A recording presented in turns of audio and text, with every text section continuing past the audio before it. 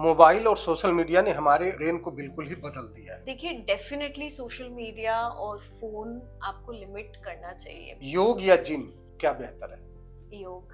अगर आप रात को सोने से पहले 1 घंटा फोन का इस्तेमाल करते हैं तो हो सकता है कि आप धीरे धीरे ब्रेन को नुकसान पहुंचा रहे हो। बिल्कुल, क्योंकि आप उन्हीं विचारों के साथ सो रहे हैं। सुबह योग करें या शाम को? सुबह। एक आदत जिसे तुरंत छोड़ देना चाहिए। अगर आप स्मोक या ड्रिंक कर रहे हैं। भाग दौड़ भरी जिंदगी में दवाइयाँ तो बहुत हैं, लेकिन असली सवाल यह है, क्या हम सच में स्वस्थ हैं? क्या प्रकृति के पास हमारी सेहत का कोई बेहतर जवाब है? योग, प्राकृतिक चिकित्सा और संतुलित जीवन शैली, ये सिर्फ शब्द नहीं बल्कि हजारों साल पुरानी यह जीवन पद्धति है जो बिना दवाइयों के शरीर को ठीक करने की ताकत देती है। आज के इस खास एपिसोड में हम बात करेंगे एक ऐसे नेचुरोपैथी और योग विशेषज्ञ से जो बताएंगी कि कैसे प्राकृतिक योग और सही दिनचर्या हमारे शरीर और मन दोनों को स्वस्थ बना सकता है। आज हमारे साथ है डॉक्टर अवंतिका, जो इन सारी चीजों के राज खोलेंगी और बताएंगे कि आप स्वस्थ कैसे रह सकते हैं। डॉक्टर अवंतिका, हमारे ग्लैम गाइड टीवी पे आपका बहुत बहुत स्वागत है। धन्यवाद। डॉक्टर अवंतिका, पहले तो ये बताइए कि आयुर्वेद और नेचुरोपैथी में क्या डिफरेंस है? इसमें बहुत सारे लोग कंफ्यूजन है और ये सबको कंफ्यूज करके रखा हुआ है। जी बिल्कुल, ये आपने आई थिंक बहुत एक इम्पोर्टेंट सवाल पूछा है, बिकॉज हमारे पास भी बहुत सारे लोग आते हैं ये सोचकर कि हम आयुर्वेद डॉक्टर्स हैं। देखिए दोनों आई वुड से बहुत सिमिलर हैं, बट नेचुरोपैथी में हम सिर्फ इंसान की जो पूरी लाइफस्टाइल होती है उस पे हमारा ज्यादा फोकस रहता है। हम एडिशनली कोई हर्बल मेडिसिन या किसी भी प्रकार की दवा या कोई भी डिकॉक्शंस हो गए या घरेलू बस जो खान पान से होता है हम वही सजेस्ट करते हैं। जैसे आयुर्वेद में इस तरह की दवाइयाँ यूज होती है, इवन थेरेपी में भी मेडिकेटेड ऑयल्स यूज होते हैं जो नेचुरोपैथी में बिल्कुल नहीं होते हैं। हम सिर्फ 5 एलिमेंट पे काम करते हैं, पृथ्वी, आप, तेज, वायु, आकाश। तो इसी के बेसिस पे नेचुरोपैथी का पूरा सिस्टम बना है। अच्छा अवंतिका जी, जैसा कि 10 में से 7 लोग आजकल बहुत स्ट्रेस में, ओवर थिंकिंग से परेशान है, लेकिन सबसे चौंकाने वाली बात यह है कि उन्हें पता ही नहीं होता कि उनका ब्रेन उनके साथ क्या कर रहा है। जी बिल्कुल, स्ट्रेस तो देखिए सभी के लाइफ में है। मुझे लगता है कि 10 में से 10 लोगों के लाइफ में है स्ट्रेस, बट यहाँ डिफरेंस ये होता है कि कुछ लोग स्ट्रेस को बेहतर तरीके से ले सकते हैं और कुछ लोगों के लिए वो बहुत हानिकारक हो जाता है। तो जब भी हम बहुत ज्यादा स्ट्रेस में होते हैं, कुछ ऐसे हार्मोन्स, कुछ ऐसे केमिकल्स हमारे शरीर में रिलीज होते हैं जो कि हमारे पूरे फिजिकल सिस्टम को इफेक्ट करता है। तभी जाकर आजकल आप बहुत सारे हम ऐसे केसेस देखते हैं, डायबिटीज फॉर एग्जाम्पल। एक पेशेंट आए थे हमारे पास जो बिल्कुल परफेक्ट लाइफस्टाइल फॉलो कर रहे हैं, बिल्कुल स्लिम है, अच्छे से सोते हैं, सब कुछ कर रहे हैं, मतलब उनका लाइफस्टाइल बहुत बैलेंस्ड है। हाँ, फिर भी उनका शुगर 300 से नीचे नहीं ड्रॉप होता। तो ये क्या रीजन है? स्ट्रेस। तो स्ट्रेस की वजह से उनका सब कुछ है, लेकिन जो स्ट्रेस उनसे मैनेज नहीं हो पा रहा है। बिल्कुल। तो उसको कैसे देखती हैं आप? उनको क्या करना चाहिए? देखिए इसमें योग का बहुत बड़ा इंपॉर्टेंट रोल है। है ना? तो कुछ ऐसे, जैसे हम फिजिकल एक्सरसाइज करते हैं, योग में कुछ ऐसे मेंटल एक्सरसाइजेस भी होते हैं जिसको हम ब्रीदिंग एक्सरसाइजेस बोलते हैं या ध्यान बोलते हैं या रिलैक्सेशन टेक्निक्स होते हैं। तो इन सब की मदद से हम बहुत हद तक अपने माइंड को ट्रेन कर सकते हैं।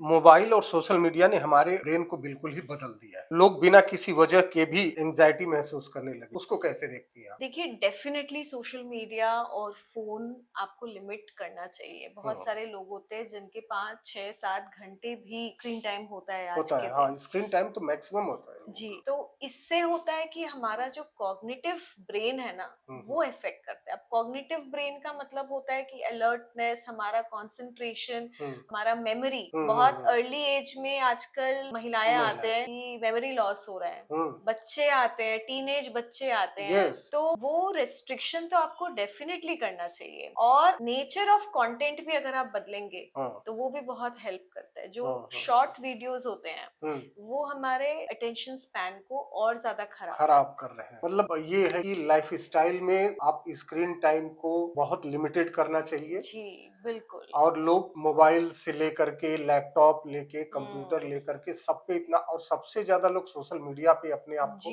एंगेज करके रखे हैं, तो उसके लिए उनको बहुत ज्यादा ध्यान देने की जरूरत है। अगर आप रात को सोने से पहले 1 घंटा फोन का इस्तेमाल करते हैं तो हो सकता है कि आप धीरे धीरे ब्रेन को नुकसान पहुंचा रहे हो। इसको क्या कहेंगे आप? बिल्कुल, क्योंकि आप उन्हीं विचारों के साथ सो रहे हैं हम्म, और आप जो भी सोशल मीडिया पे देखते हैं वो कहीं ना कहीं आपको नेगेटिवली इम्पैक्ट करता है। इम्पैक्ट कर रहा है। या तो उसमें एक कंपटीशन होता है, हम्म, या उसमें एक जेलिसी फैक्टर होता है, या उसमें बेसिकली आप वो देखते हैं कि जो आप चाह रहे हैं करना और कोई और आपको वो करके दिखा रहा है। दिखा एंड रहा है। ये सारा एक तरह से बहुत ज्यादा रियल कंटेंट नहीं होता है जो भी ये इन्फ्लुएंसर्स बनाते हैं, या एक तरह से मार्केटिंग एजेंडा ज्यादा एजेंडा होता ज्यादा है। है। तो अवंतिका जी, ये ओवर थिंकिंग होती क्यों है और क्या ये ब्रेन की आदत बन चुकी होती है? देखिए, कुछ समय तक तो आदत नहीं रहती है, बट जी। अगर आप कंटिन्यूअसली कोई चीज के बारे में सोच रहे हैं हम्म। तो ये डेफिनेटली एक ब्रेन की हैबिट बन हैबिट जाती है बन जाती लॉन्ग रन में। और कई बार हम देखते हैं कि ये कोई पर्टिकुलर इंसिडेंट्स या सिचुएशन ड्रिवन होती है। है,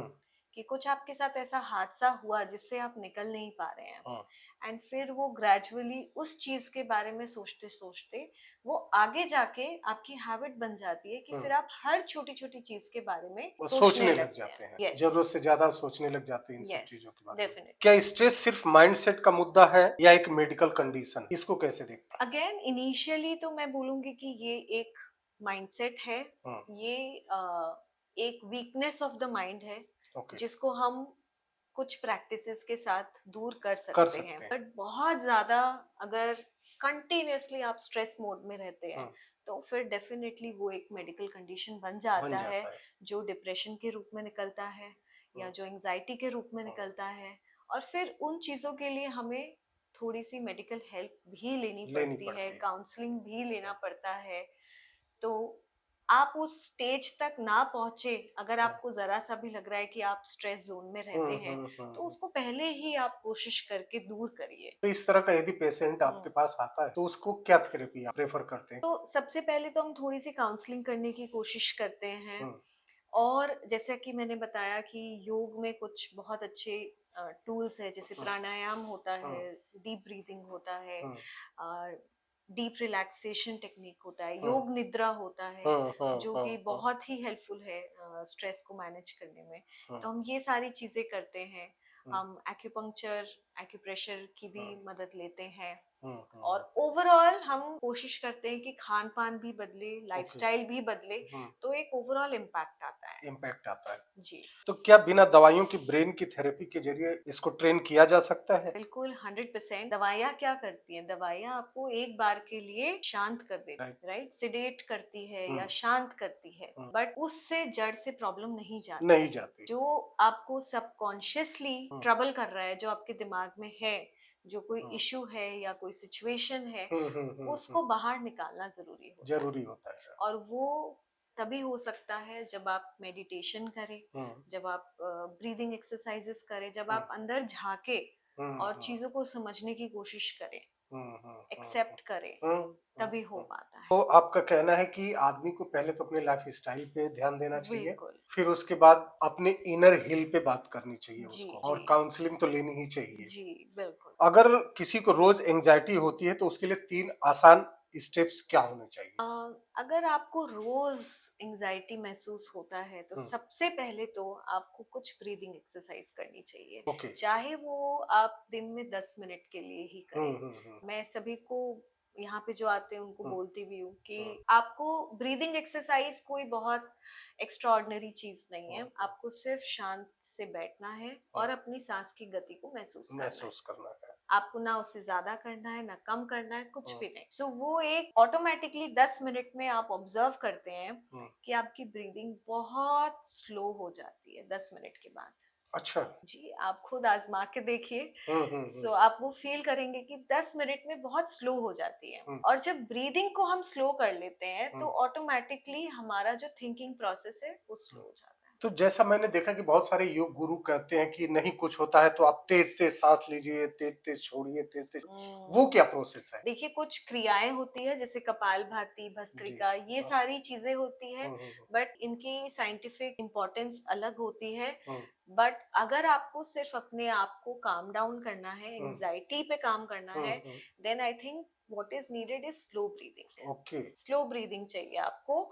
क्योंकि आप मतलब इमेजिन करिए कि अगर आपको बहुत तेज किसी पे गुस्सा आ रहा है तो सबसे पहले क्या होता है, सांस फूलती है। बिल्कुल, ऑब्वियसली वो हाइपर हो जाता है जी, तो वो क्यों फूलता है? इसलिए कि राइट, आप जरूरत से ज्यादा है, आपने अपने आप को स्ट्रेस कर लिया। जी। तो एक थॉट से क्या हो रहा है, इमीडिएट जो पहला इफेक्ट है वो आपकी सांस पे है। तो अगर आप सांस को कंट्रोल करते हैं, धीमी करते हैं, तो सारी चीजें कंट्रोल हो जाती हैं, आपका थिंकिंग प्रोसेस भी बहुत कम हो जाता है। कम हो जाता है। ये बहुत अच्छी टेक्निक आपने बताई। जी बिल्कुल। जैसे कि सांसों के आवागमन को यदि आदमी खुद महसूस करने लग जाता है, हाँ, तो मुझे लगता है कि वो अपने ऊपर कंट्रोल कर सकता है। यस, क्योंकि हम हमेशा जो ब्रीदिंग होती है उसको हम एक ब्रिज मानते हैं अपने माइंड और बॉडी के बीच। बॉडी के बीच का क्या नींद और ब्रेन हेल्थ का सीधा कनेक्शन है? 100% अगेन, 100% अगेन। 100%।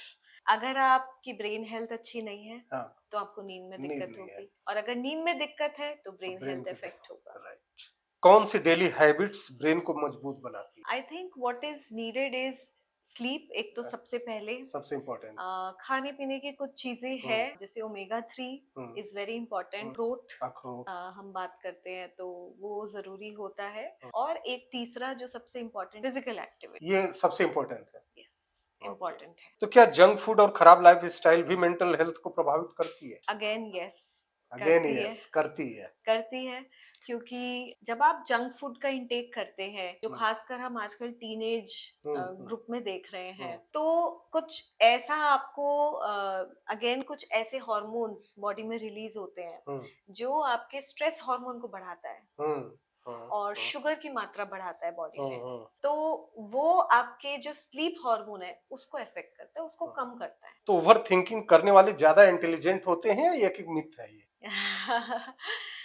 देखिए, अगर there is a difference over thinking और पैशन में, पैशन है ना। जो बहुत ज्यादा पैशनेट लोग होते जी, हैं जी। कि एक ही चीज पे बहुत ज्यादा सोचते हैं, हाँ। वो डेफिनेटली इंटेलिजेंट भी होते हैं और उनका एक डायरेक्शन ऑफ लाइफ भी होता है। बट हाँ, अगर आप 100 चीजों के बारे में सोचना चाहते हैं और नेगेटिवली सोच रहे हैं तब तो कंटिन्यूअसली, फिर तब आपके ऑफ लिए कोर्स यस।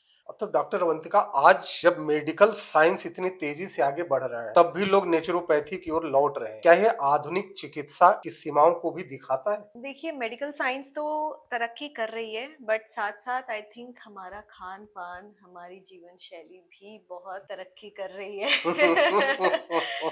तो आई थिंक इसीलिए नेचुरोपैथी, आयुर्वेद, होम्योपैथी, इन सब सिस्टम्स की जरूरत बहुत ज्यादा है साथ साथ। अन्य लोग लौट रहे हैं इधर, हाँ वापस बिल्कुल, आ रहे हैं अपने रूट, अपने चीजों को समझना चाहते हैं कि हमारा नेचर्स के साथ क्या कनेक्शंस है। जी बिल्कुल।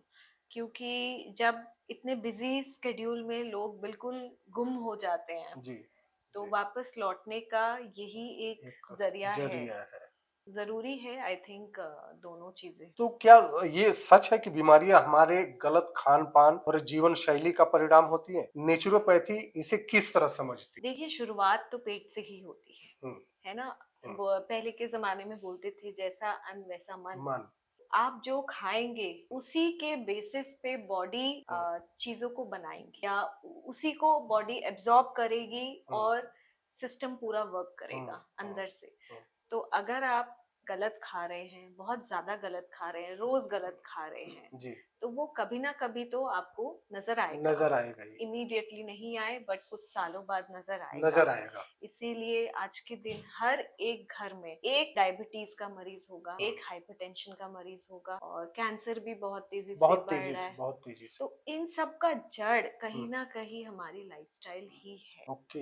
है ना। थायराइड की बीमारी, छोटी छोटी यंग लड़कियों को पीसीओडी की हाँ, बीमारी बहुत सारी होती है। समस्या, बहुत सारी समस्या हो तो जो शायद 20 साल पहले ये सारी चीजें इतनी नहीं थी, नहीं थी। हाँ, और लाइफस्टाइल भी इतनी खराब नहीं खराब थी। नहीं थी। लोग चलते थे ज्यादा, हम्म, खाना घर का खाते थे, इतना ज्यादा स्ट्रेस नहीं होता था, सोते थे अच्छे से, हवा अच्छी थी। आजकल तो लोग पोल्यूशन, हाँ, नॉन स्मोकर होते हुए भी हाँ, स्मोक कर रहे हैं, तो उनकी ये सारी चीजें तो ये लाइफ सारी स्टाइल चीजें तो डेफिनेटली अफेक्ट कर रही है। तो इसीलिए मैं सबको बोलती हूँ कि अब जो चीजें हैं वो है, उनको हम शायद नहीं बदल सकते, बट आप अपने आप को अंदर से उतना स्ट्रॉन्ग करिए कि आप वो सारी चीजें ले सके अच्छे से।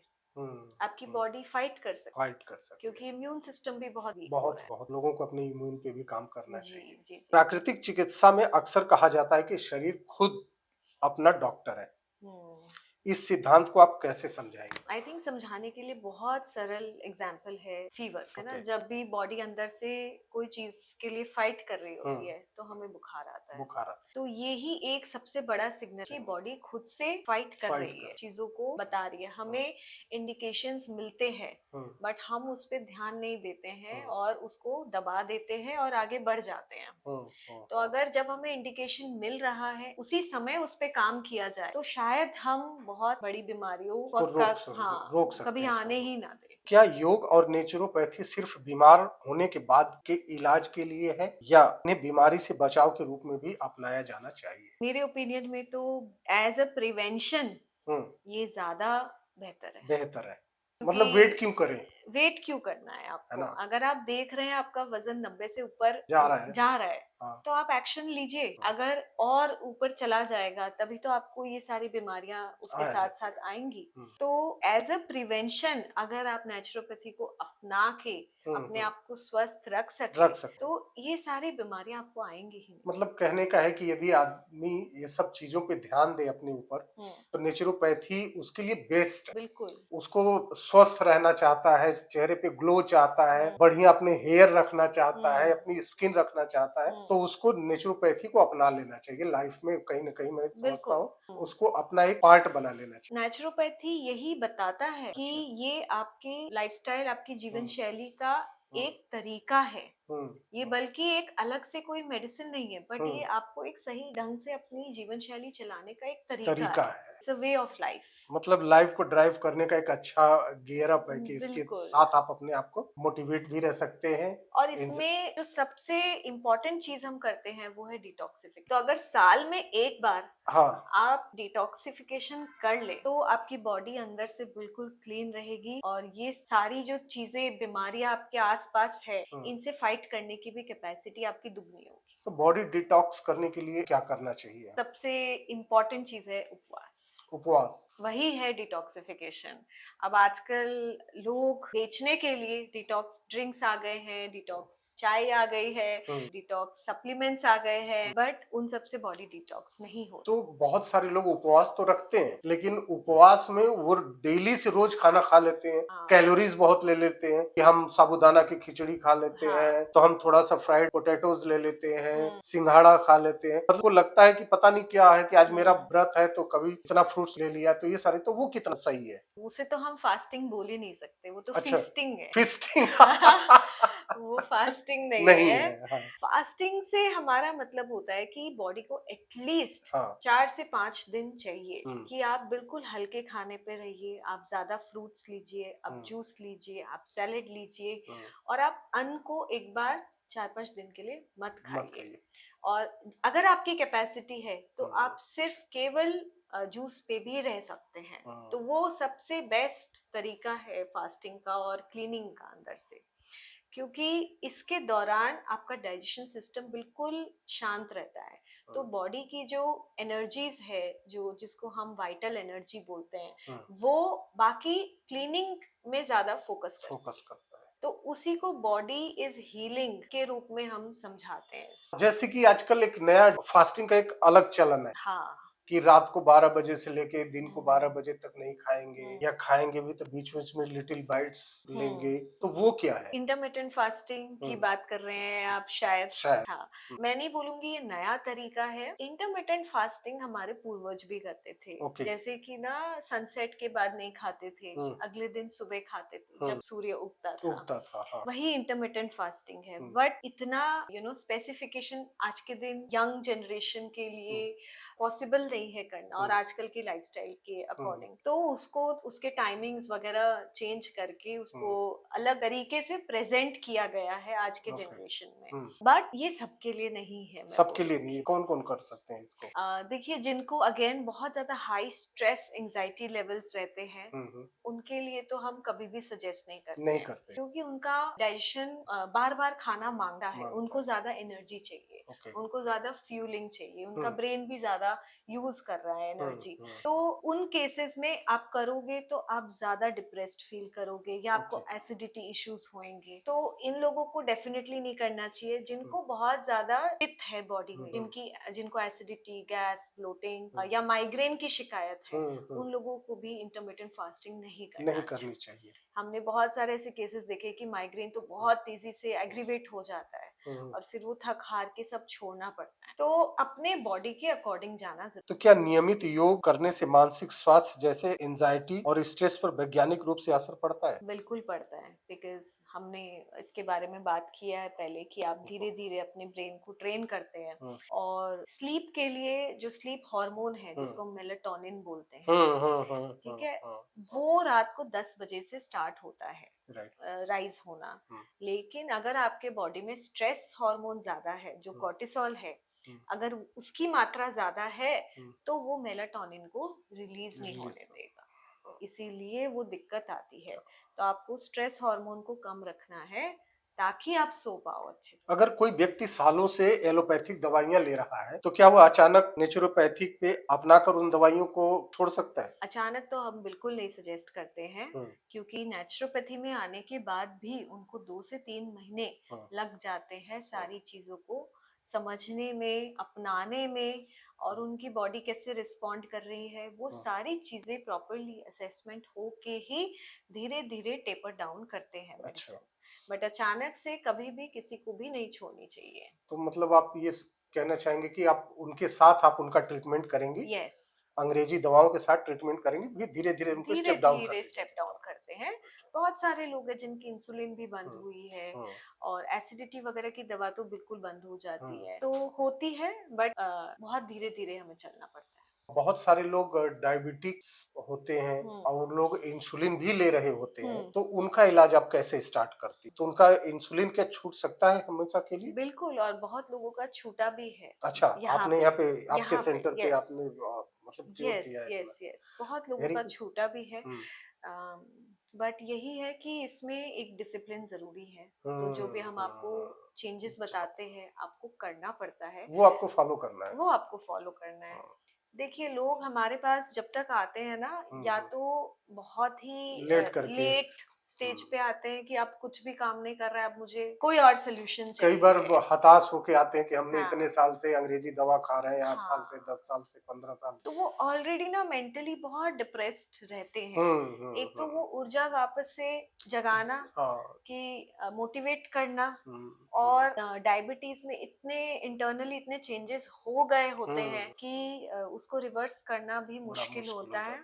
बट हमने देखे हैं 6-7 महीने में बहुत अच्छा रिजल्ट आया है। तो जिसको डायबिटीज है वो जरूर सेंटर पे एक बार आए, और भाई वो आपके पास खोने के लिए कुछ नहीं है लेकिन पाने के लिए बहुत कुछ है। जी बिल्कुल। तो एक नो बार side effects. No side effect, आप नेचुरोपैथी अपना के अपनी लाइफ को सेव कर सकते हैं। जी। तो क्या योग सिर्फ शारीरिक व्यायाम है या मानसिक अनुशासन ही सिखाता है? सबसे पहले तो मानसिक अनुशासन ही सिखाता है, शरीर तो उसके बाद आता है, क्योंकि अगर आप मेंटली अलाइंड नहीं है जी, और एक डिसिप्लिन में रहने की आपकी कैपेसिटी नहीं है तो आप योग नहीं कर सकते।